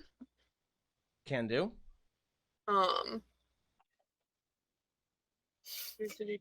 Yes. Cool. Remind me, from a wand, are you the one keeping concentration on it, or is the wand Yes. keeping? Okay. Yes, you are, but critically, it doesn't expend any of your personal spell resources. Yes. Yeah, so you are still maintaining concentration. Cool. Just making sure. And wands count as an arcane focus. Yep. And then Charlotte is going to step right up in this dude's business. Look up and be like, saying primordial, you guys are about as dumb as a bag of rocks, but, maybe that's a...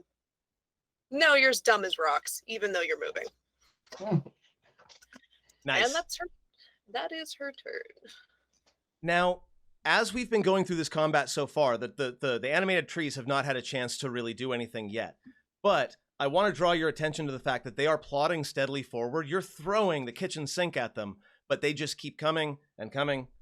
5, 10, 15, 20. Phrasing, I know. 25, 30. 5, 10, 15, 20, 25, 30. And as animated tree 6 begins to bear down on Clarion. Well, it moved into and then out of Pyre's threatened. Do you That's have a entirely melee weapon? true. Do you Pyre. want to take an AOP? Maybe make it have a notice check for me. Yes, I'll go ahead and do that. But I either don't way, intend to take a reaction to make an opportunity attack because I have something much better in mind. totally doesn't didn't notice see you. Walks right over you, doesn't even notice. Animated tree number 2. A piece of shrubbery suddenly has golden eyes that gleam with mischief. Animated tree number 2 is going to go ahead and turn and take an attack on this tiny creature that keeps shouting expletives at it in old languages. Yep.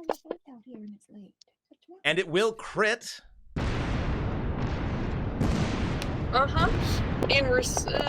it'll crit. I have my full board up. You will succeed your concentration check, but you do take 24 damage from that slam, which I believe gets rid of all your temporary HP and actually begins to eat into your actual HP, yes? Yes. Yep. Phenomenal.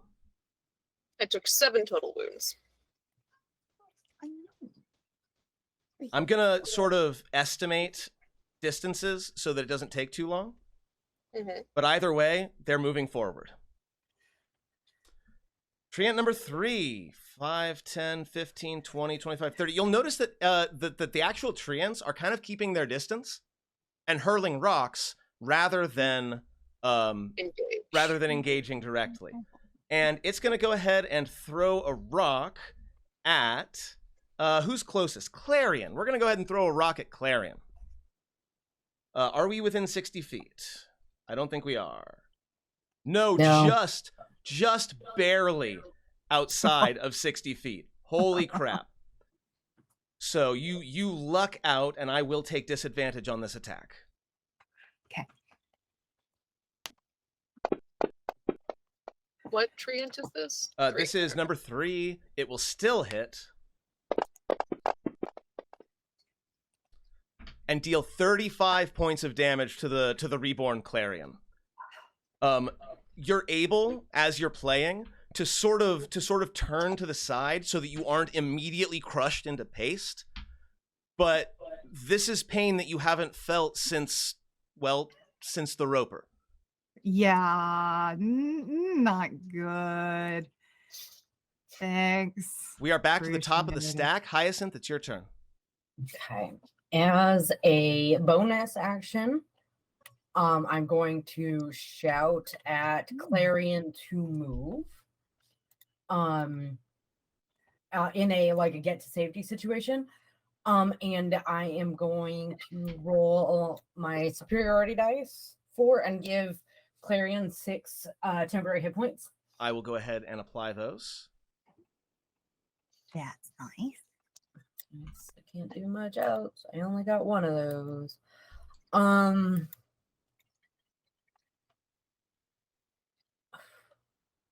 And then I am going to roll to attack on treant number 2, which I believe still has the fairy fire effect. Yes, it does. Animated tree too. Animated Not tree. treant. Yes, animated tree 2. Yes.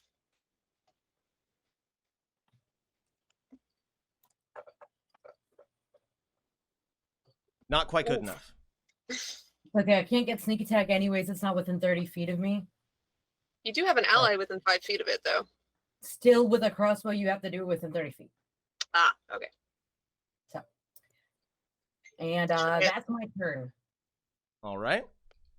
We're going to start, because Meepo and Calcrix are going to go.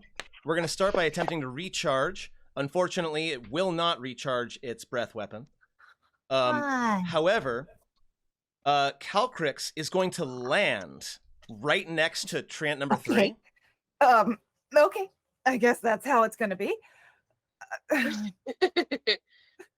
Yeah, fuck up the treant. Fuck it up. And we're going to start with Calcrix's attack. That was only 1 movement, so we're going to take a full attack. Fuck yeah, fuck it up. Misses. A bit better, please. There we go. Yeah, there you go, there you go. Fuck it up. Fuck it up. Absolutely. And Meepo is going to once again brandish Shatter Spike.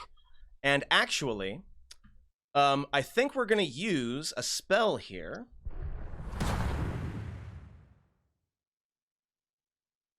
We are going to use,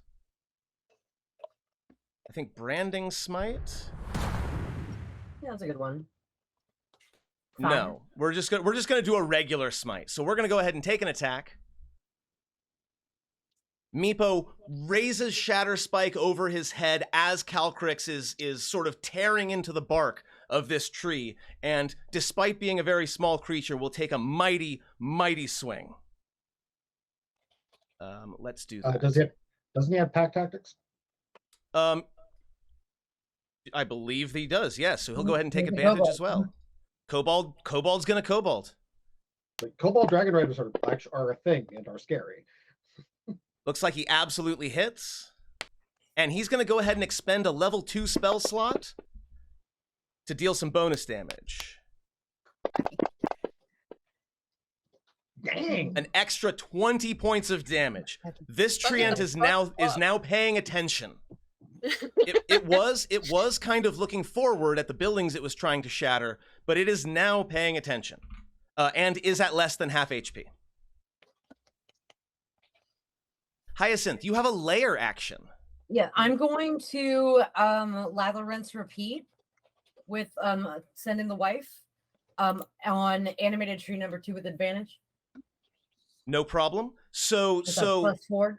Yes, Lore, Hyacinth's wife, will again, as sort of an environmental effect, appear, take an attack with advantage. Let me go ahead and pull that up. And while I'm pulling that up, I do want to welcome our raiders. Thank you very much, DMDM Studios. I have her sheet up. Do you want me to just roll it? Yeah, go for it. I also want to thank DMDM Studios for this beautiful map that you made for me. Thank you so much. It's gorgeous. Absolutely hits. We're getting tree blood all over it. Sap? Is that sap? Oh, for a massive amount of damage. That tree is just teetering on the brink of death. Good.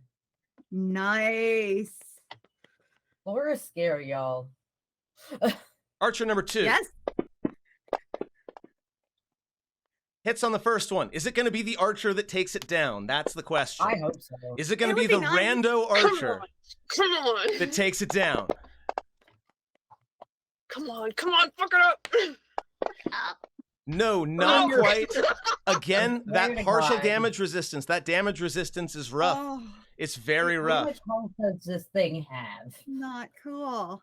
Where's my...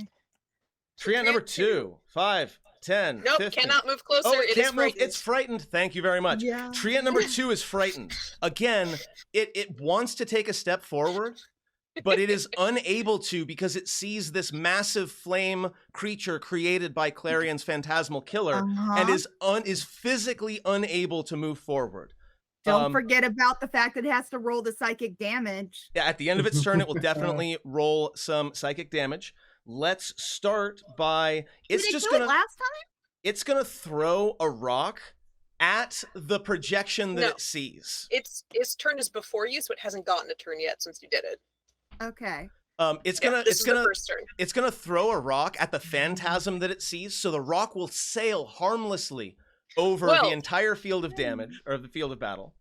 Yeah. And it does, because it's frightened, it has disadvantage to hit. So does it's even not miss targeting illusion? anything. It's not targeting anything. It attacks darkness. It will end its turn. So go ahead and force that save on it to see if it takes its damage.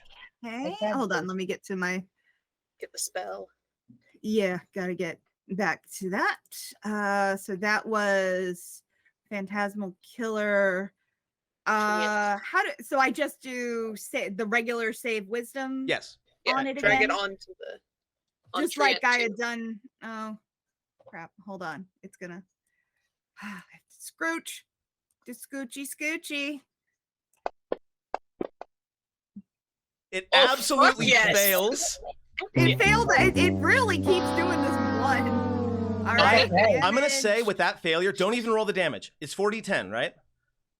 I'm gonna say with that natural 1 failure, it's just gonna straight up take max damage. So it'll take the full 40 points of psychic damage as again the giant flaming avatar of Clarion that only this treant can see steps forward and makes it essentially drop a bunch of pine cones on the ground. It sees a phantasmal image of the oaks that used to pick on it when it was a sapling. Speaking of Clarion, you are currently maintaining concentration on Phantasmal Killer. It's your turn. What do? There are 3 giant animated trees all around you. Yeah, there are 3 giant animated trees all around me, and I am pretty heavily damaged. I do have a really dumb question. Go for it. I'm a reborn. Yeah. Can I heal myself? Because it says you're not allowed to do it on undead and constructs. You are not considered an undead or a construct. This is something a little bit different. Yes, healing magic will work on you. So, I guess then my first plan is to 25 is my range, right? Yes. So I'm gonna kind of get behind here, I guess. Sure.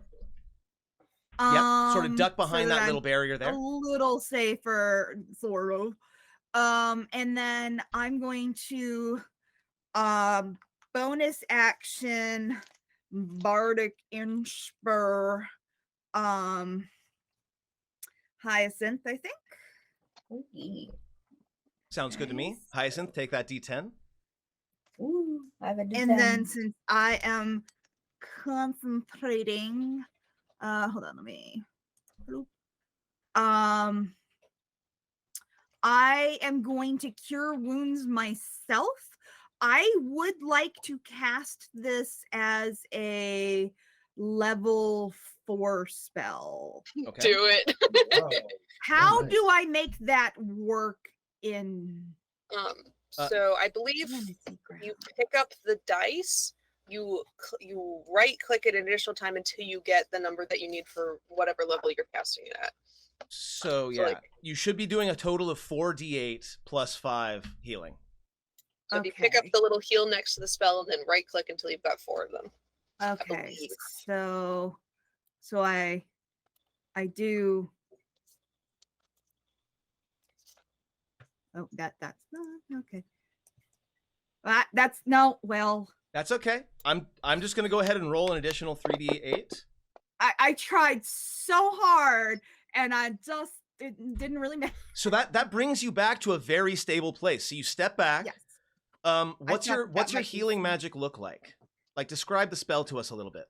So, for Clarion, healing himself is going to probably look a little weirder because while I am,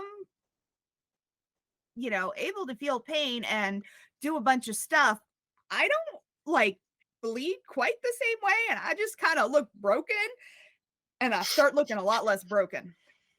So did you Sort of did you picking take yourself away the back up, additional putting yourself back 15 together. wounds? Yeah, pretty much. I kind of just put myself back together a little bit. Yeah. It's very uncanny. Did Hi. you Real quick. apply the Not make you additional- guys happy to watch. It's very uncanny valley happening here. Did you Question. The Yes. same question that Livia is asking. Yes. did you modify your wounds for an additional 15 of healing? The first no, I did. Yes. You did. Okay. I modified his wounds. Yes. Good question. I got it covered. Yeah. Pyre, it's your turn. Cool.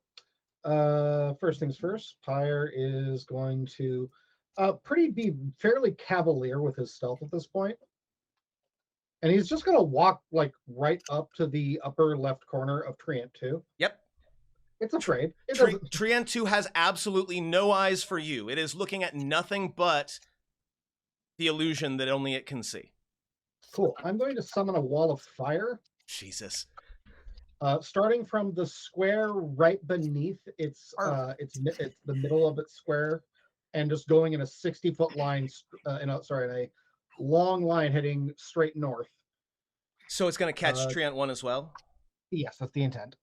How long is it? 60 feet, you said? It is 60 feet long, 20 feet high, 1 foot thick, and yeah. There's your wall of fire. It's that giant arrow there. Cool. And go ahead and roll those saves for both.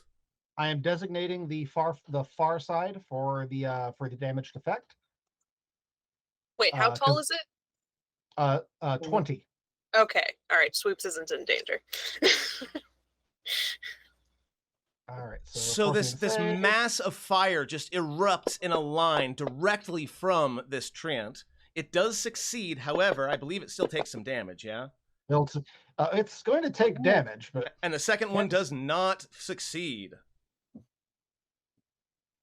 Nice. it's vulnerable. it took half of that and then double it. And then doubled it. So it went from 21 to 20. Very fun math. Ooh, and then so the next one. Takes 44. 44 points of damage. Okay. For my bonus action, for extra bonus fun, I'm going to snake the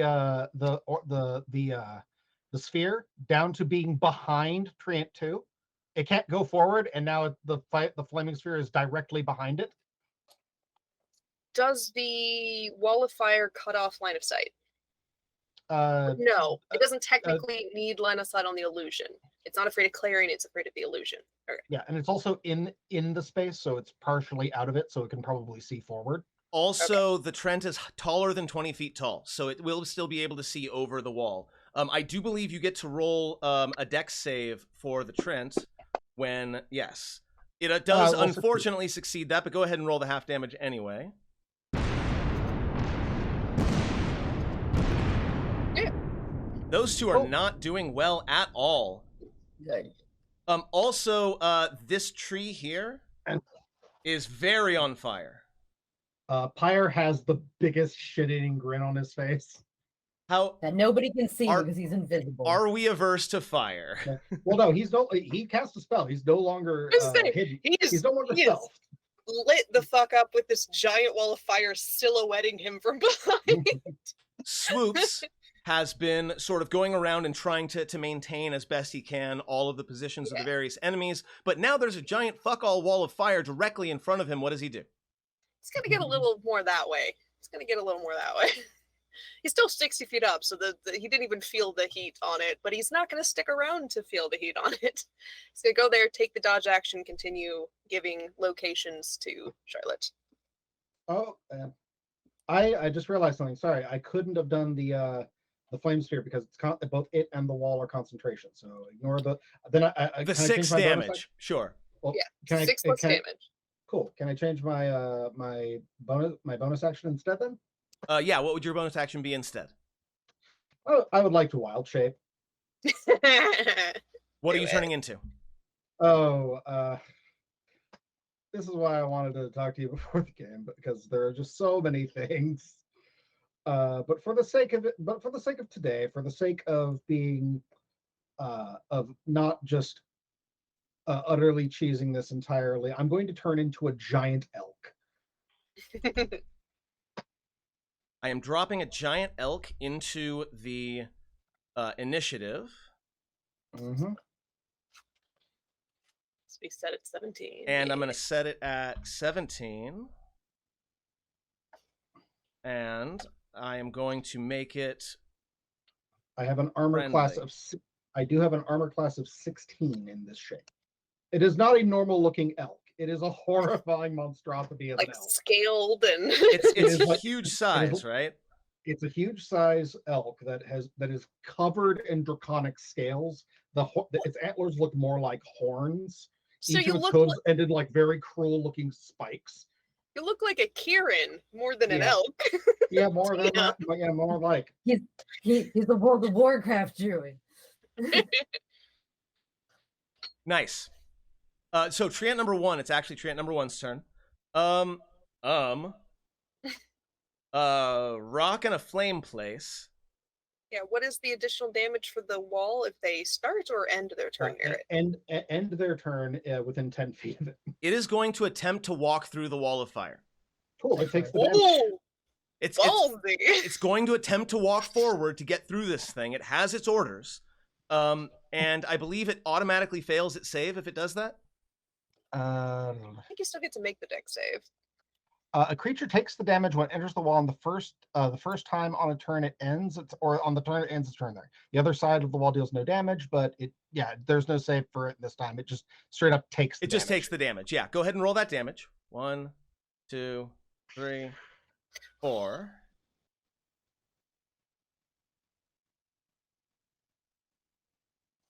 There it is.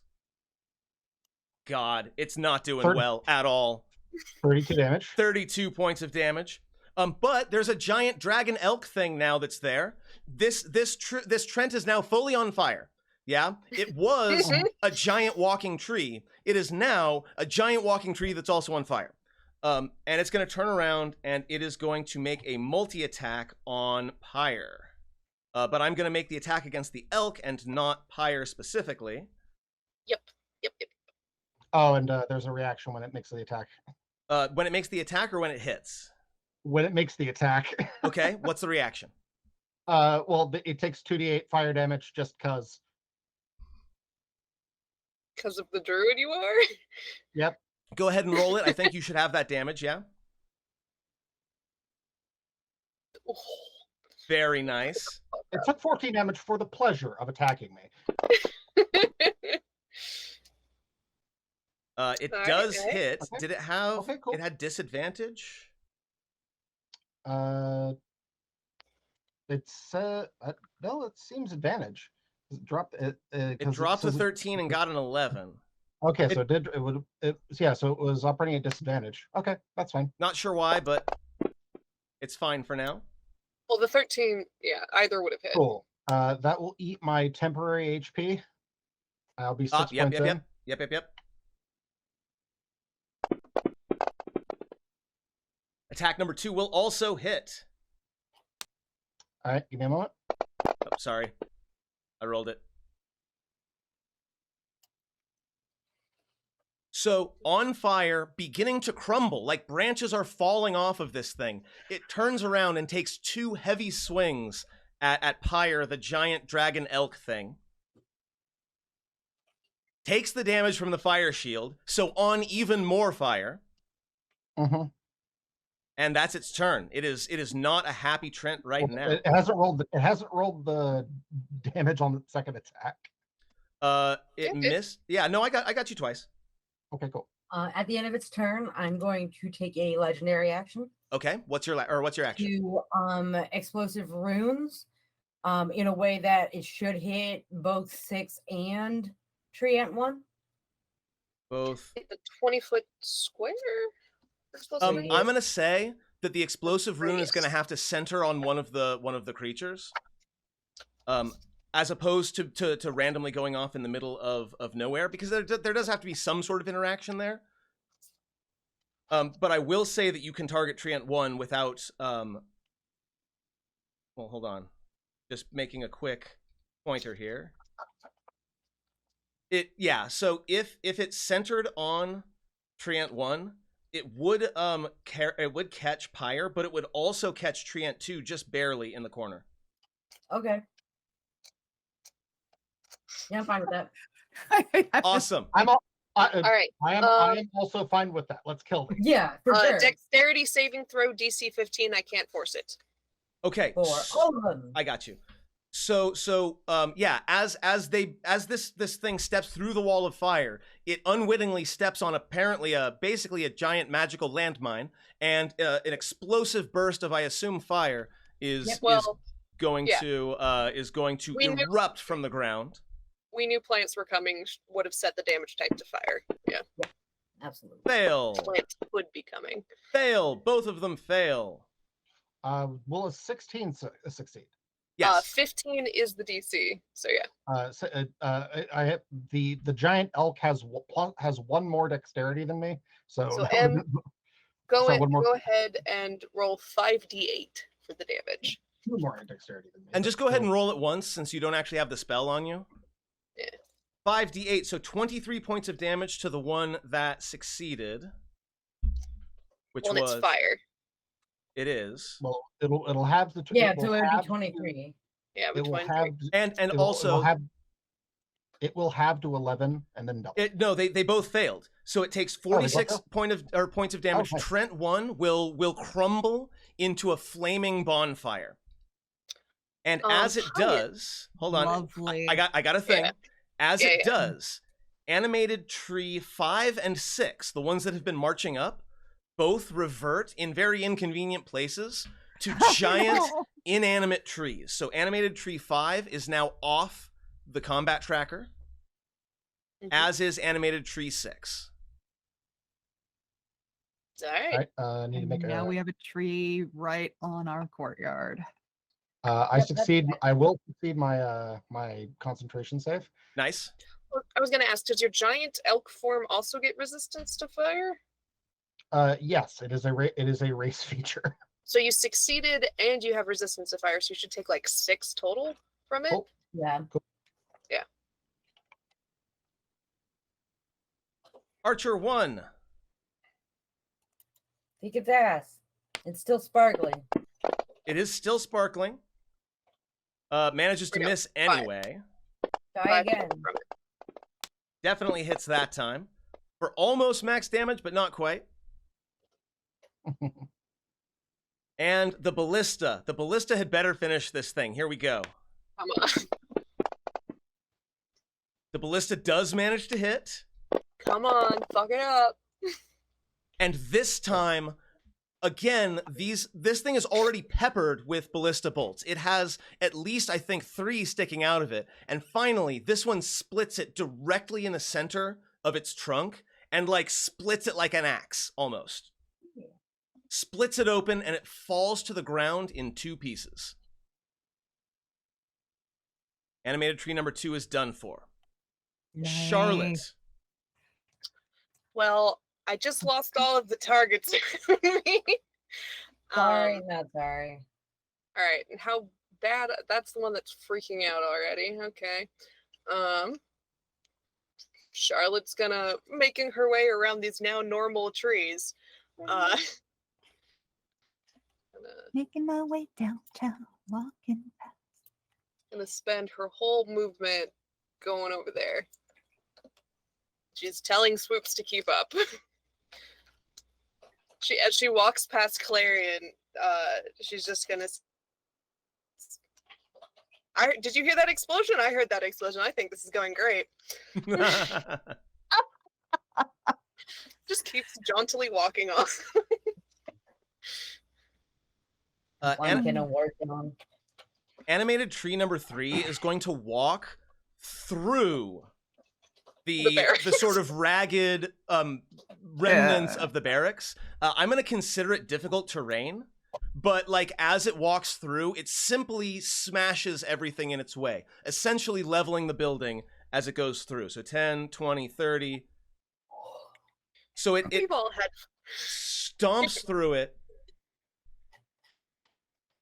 And tree number 4 is going to move up and is going to attack this grain silo here.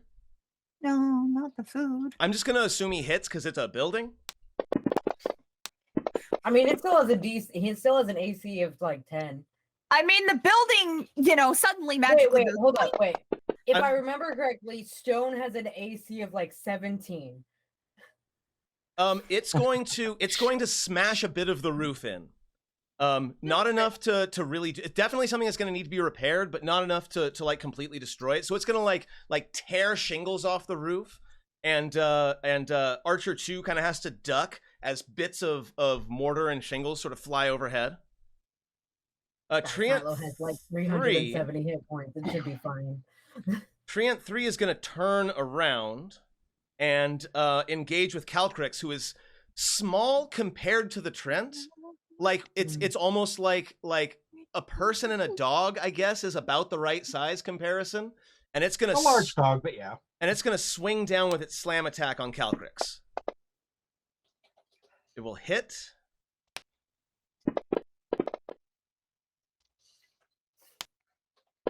What is Calcrix's normal AC? And it will hit again. The thing is operating at a +6, so 10. 10. +10. Ugh. Oh, just with the +2, it's not even. Yeah. Yeah. No, Young Calcrix, dragon. Yeah, Calcrix's armor class is currently sitting at 17. All right.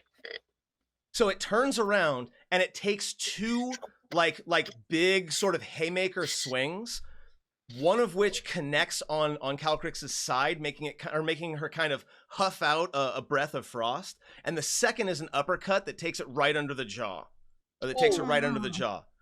Meepo has to really kind of hold on to manage to maintain his seat, does some serious damage to the dragon, and we're back to Hyacinth. Wait, does he not have a saddle? Is he just He's barebacking that shit. clutching? You can't tell from where you are whether he's got a saddle or not. But I did describe him jumping up and standing on Calcrix like a surfboard. And that's besides the fact that you're blind. Yeah, no. Hyacinth, it's your turn. You know, I am. Oh, pardon. Let's see. I will take a shot at animated tree number 3. Awesome, you hit. Hey. Ooh, I'm done.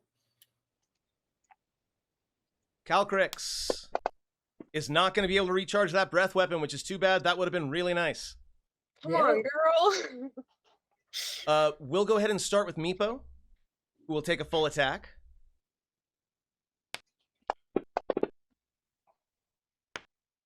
Yes.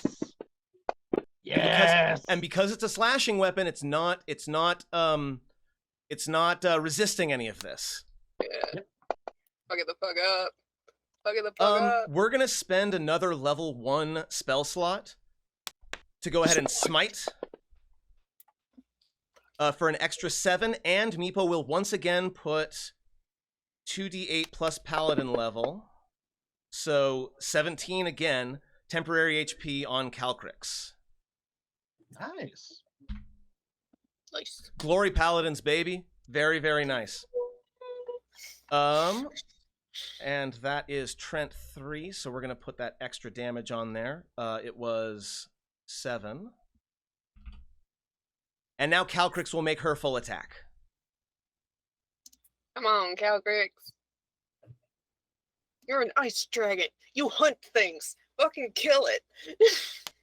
It's a plant, though. It's a moving plant. It can get How hunted. dare. Oh, come on. So minimum damage That's on the better, first that's claw attack, better. but much better on the second attack, and finally the bite. Come on. Come on. Not having great luck with fight. Not having great luck with the bite. So She so got between punched in the face. But yeah, so Calcrix is a little bit punch drunk here, but between the two of them, they're able to deal just an absolutely massive amount of damage to this treant. We have a lair action for Hyacinth.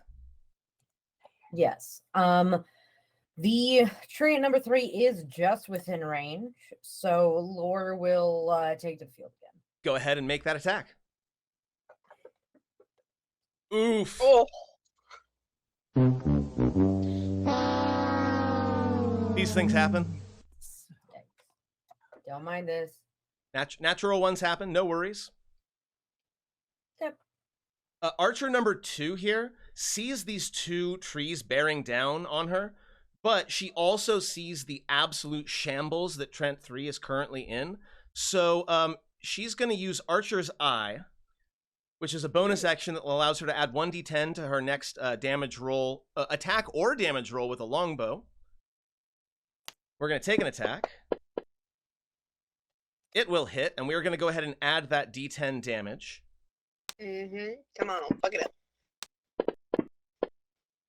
Wow. Oh! Wow. Absolute minimum damage on both dice. Second You did attack. your best. Second attack hits. How many hit points does it actually have? Because it needs to have one more than it actually... No, that is exactly enough. That is exactly enough. So the archer notices these 2 massive, like, animated trees bearing down on her. She lines up her sights on them for a moment, realizes that that is not the way to victory, turns toward the treant that's currently being distracted by Meepo and Calcrix, takes very careful aim, and looses 2 arrows in quick succession, both of which drive one into the other on the back of the thing's head, and it topples forward, Calcrix and Meepo just barely managing to sort of scuttle. What's the word I'm looking for? Scuttle out of the way. You know that kind of sideways crab walk. Scuttle out of the way. A skitter. Skitter also would have worked. Trant number 3. Scuttle is to sink a ship. No. Well, scuttle is also what crabs do. It's skitter is more like land creatures, but same thing. Doesn't matter. Trant number 3 drops. Scuttle is a sea bird. And fun fact, you know where you used to have a barracks? Now you've got a tree. Now I got trees. And in Both of fact, them? there's Or just another the one? very large tree. Yeah, right in between that grain mill and the barracks.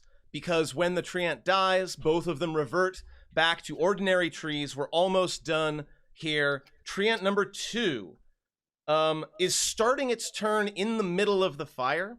So go ahead and force a dex save, please. I don't force the dex saves until it ends its turn inside of the fire. Or continues to move through. Which Oh, it, And then it also needs the wisdom that's save. true. Okay. No, that's fair. Okay, so we're gonna start with the attacks, then we'll do the wisdom save and the dex save, because it's not moving, it's just attacking. Yep. Oh wait, I don't want to hit you. I want to hit the elk. And remember, it's still frightened. Yes. Okay, so that's why it got disadvantaged, because it's frightened. Thank you for Yes. the reminder. Very good. Still manages to hit. All right. So it, yeah. Giant elk. How much did that exceed? So you get knocked out of your giant elk form By 15 points. Yeah, it exceeded it by Oh. 9. by 9. I still have it. I should still have HP because it's a wild shape. Yeah, so he has to go through the wild shape, hit points back down into his own. Yes. So the wild shape drops, but you are still okay. No. The giant elk has more hit points than a normal giant elk Understand. because it's a wild shape. Oh, how many So hit how points many- should it have? It should have. I think it's my level. Okay, your level is 8, so it should have 50. That would still be enough, but it would only have 1 overflow.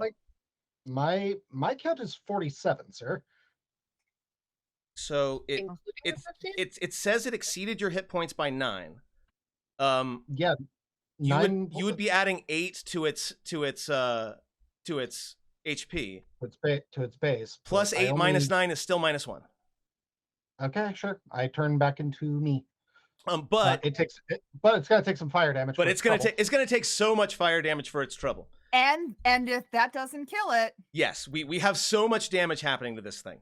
Okay. yeah. 14 damage for its trouble. So it's ending its turn. So both of you go ahead and do your various saves on it. Just throw those damage out to the wind. Start with the dex or the dex and the intelligence save. I don't think he gets the dex save if it ended If its it's turn. moving through, if There's it's a moving whiz through the save on sphere, mine. I'm going to roll that. if it's just in the space, it just And he takes the still fire. failed. Awesome. So... Both of you roll that damage. Oh, look at all those dice rolling around. So again, damage exceeds hit points by 4. it is standing in a literal giant wall of fire. It begins to char from inside out. Its last couple of defiant strikes, absolutely useless as Pyre is more or less none the worse for wear.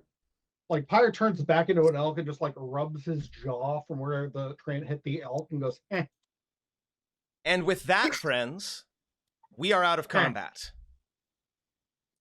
I'm going to go ahead and I let it burn just a little longer to make sure it's just ashes.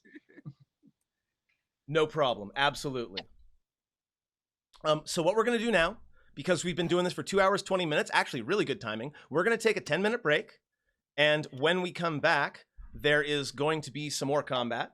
And it's going to be a lot of fun. We're going to have some more creatures to contend with. But for now, thank you very much for watching so far. Please do stick around. We're going to have a little bit of artwork from our wonderful players during the break. Not new artwork, unfortunately. Did not have the time. But for those of you who are new here, it will be new to you. Thanks for watching so far. We'll be back in 10 minutes.